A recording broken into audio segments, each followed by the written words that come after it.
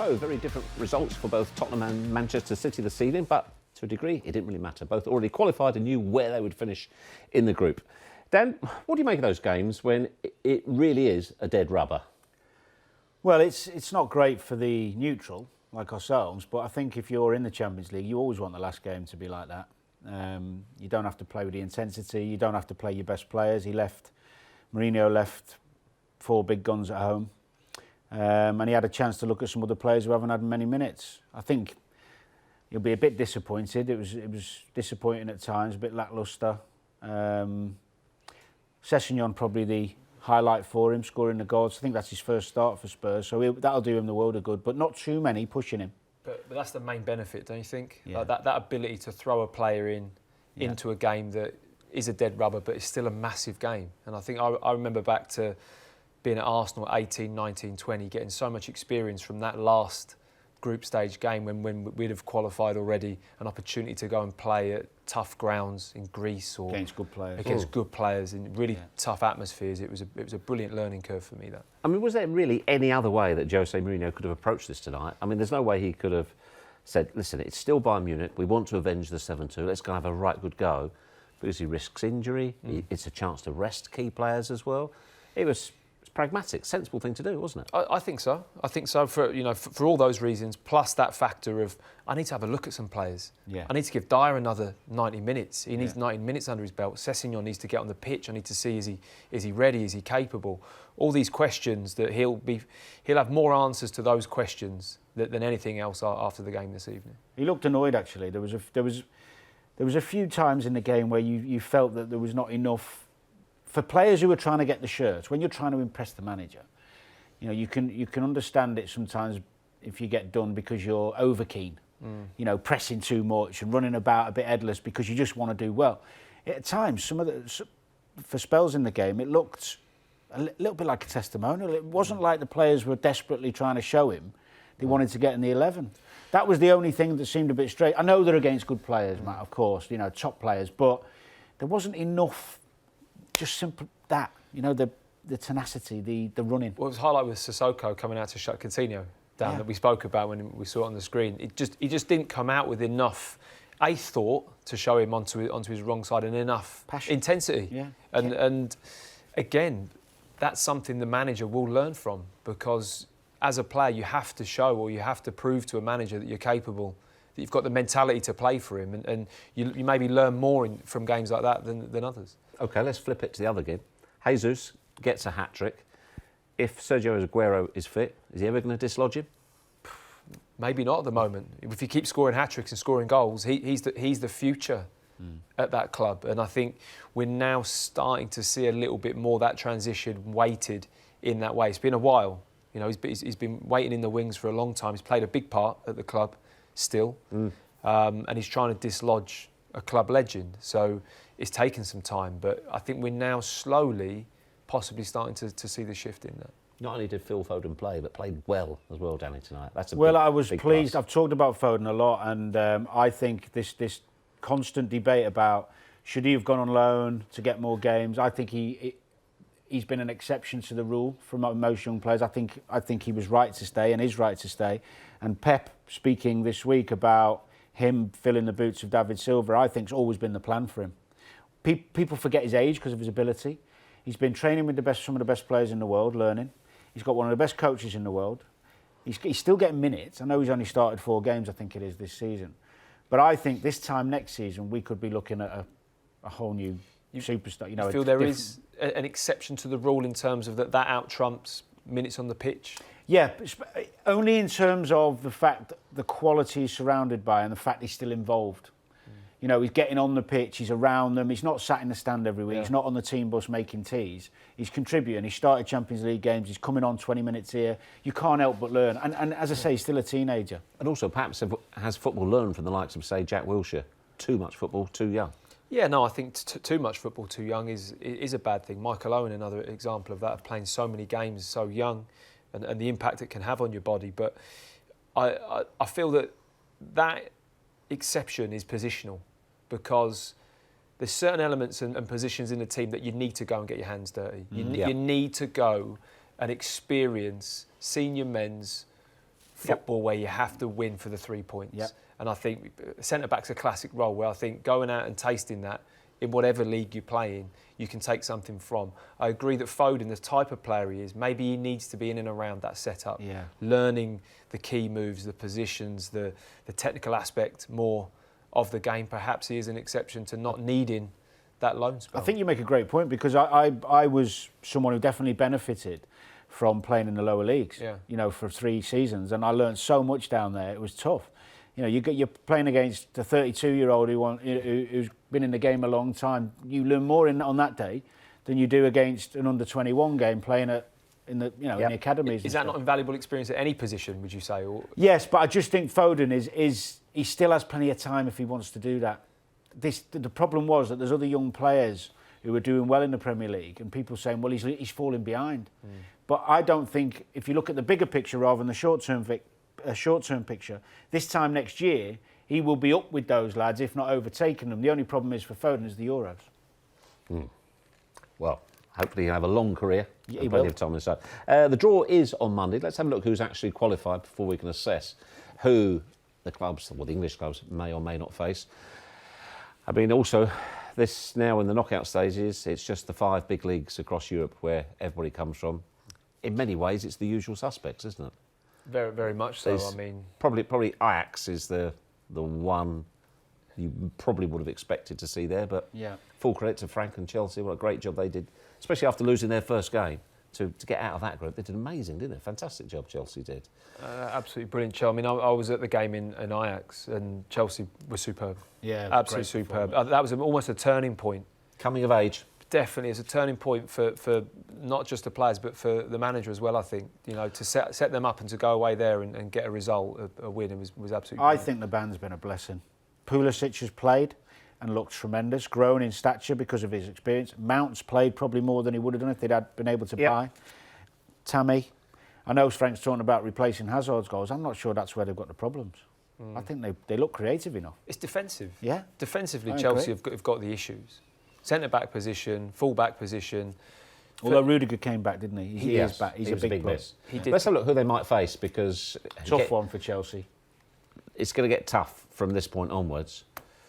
It's more who they want to avoid there, isn't it? If you had first pick, is the obvious answer Leipzig? Yes.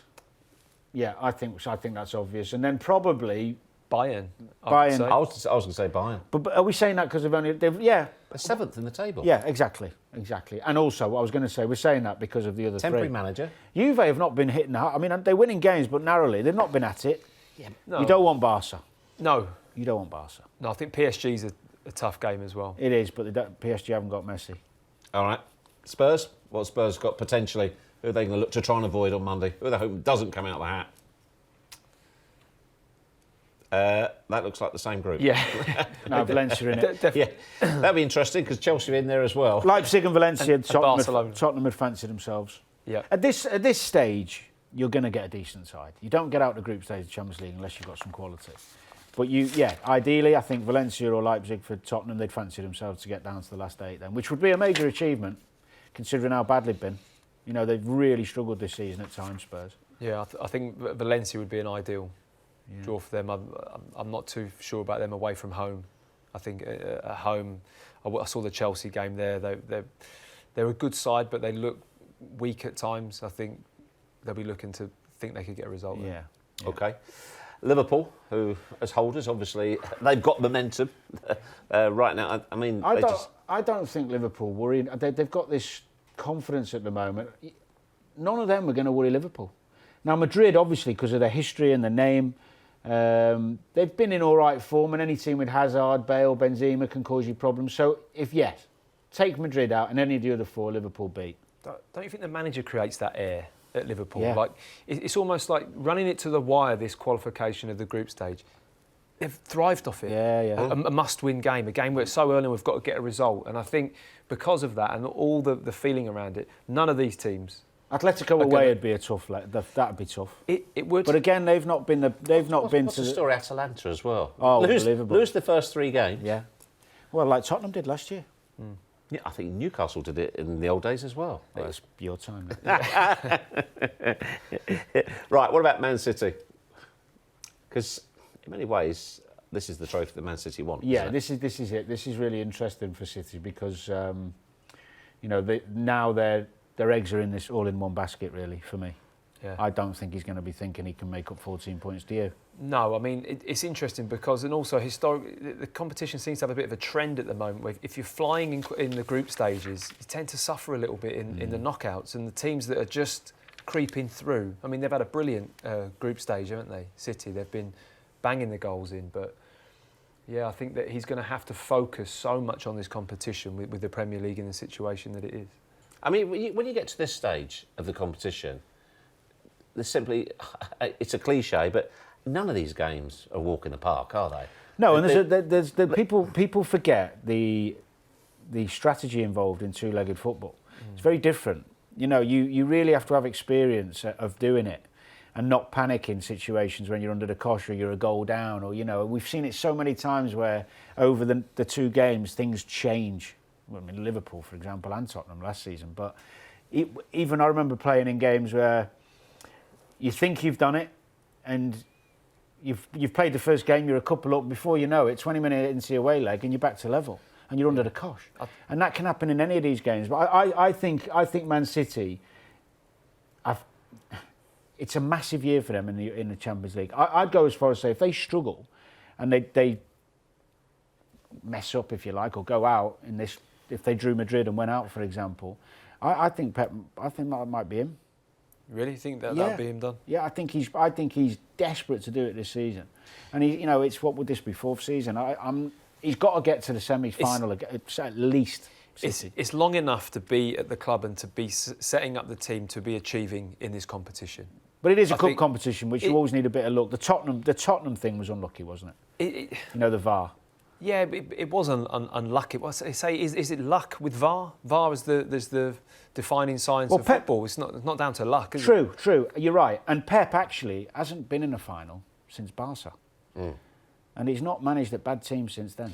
It's interesting when you talk about the two-legged games as well, because it tactically becomes a completely different game to play, both as a player and must be to manage, because there's certain moments in the game where you might be down and you want to push to win, but the right thing to do is just to go, no, we take this and we go back and we regroup and then we go again. I think that's a difficult decision and a moment to make that decision on the pitch, especially. Yeah, but that's why I think Liverpool have done so well, because they've played with that attitude of get the job done. We're gonna come for you, and we're gonna play with that.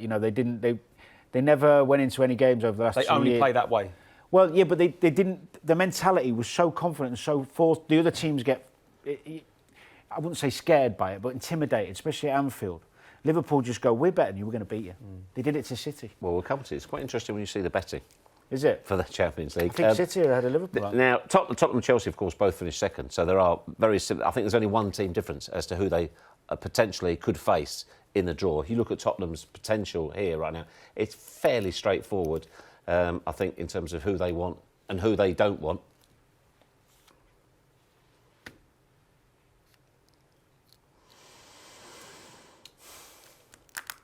For you there? Well, we've Leipzig and Valencia, I think, are the two that you'd fancy. Tottenham, yeah. Yeah, definitely. Yeah. I mean, PSG, Barcelona. We've mentioned Juventus. They're doing okay, but not brilliant. But definitely Leipzig and Valencia. I mean, we're talking about the two-legged, aren't we? And Mourinho is a classic manager at doing it. The amount of European trophies he's won, and he's done it at different levels. He's done it with Inter when they should never won it, with the quality they had. The two-legged games against Barca. I'd go as far as to say he's the master at setting up at one-off games. If you want a one-off game to win, he's the manager. Well, and the two legs he's good at, because Porto he was brilliant at it. He did it at Inter Milan. Tottenham could do all right. Well, let's see if the bookmakers agree with you. Okay. See, it's strange, isn't it? Man Does City, that surprise you? Yeah, it does, yeah. Yeah, I thought it would. Massively surprises me. With the injuries they've got, they're still a terrific side who can blow anyone away on the day. We know that, but how can they be ahead at Liverpool? But even in their current form, Liverpool haven't lost a game. No, and in their European fixtures, how can they be ahead of Liverpool? It doesn't make sense. Is it just because they feel that Liverpool aren't going to win it 2 years in a row? These odds are as of 5 minutes. I mean, last year's beaten finalists not even on the board. No. But is winning it 2 years in a row? PSG have never been in a final either. Look, 4 favourites. So they won't be there. What does that tell you though? Why the strong money for Manchester City? Because they're out of the league, maybe. You think just because the focus will be on that? Yeah, but that can create pressure, don't you think? I think massive pressure. I don't think that's an advantage. I think not sure having it as is. many things going on at every level, tuning into that mentality of the pressure of needing to win and all the rest of it, and being in that environment, that lends itself to the Champions League. I think that all the teams that are successful in it are experiencing that in their domestic leagues, and for there to be the gap there is at the moment, I don't think it helps Manchester City in the Champions League. Okay, I'll agree.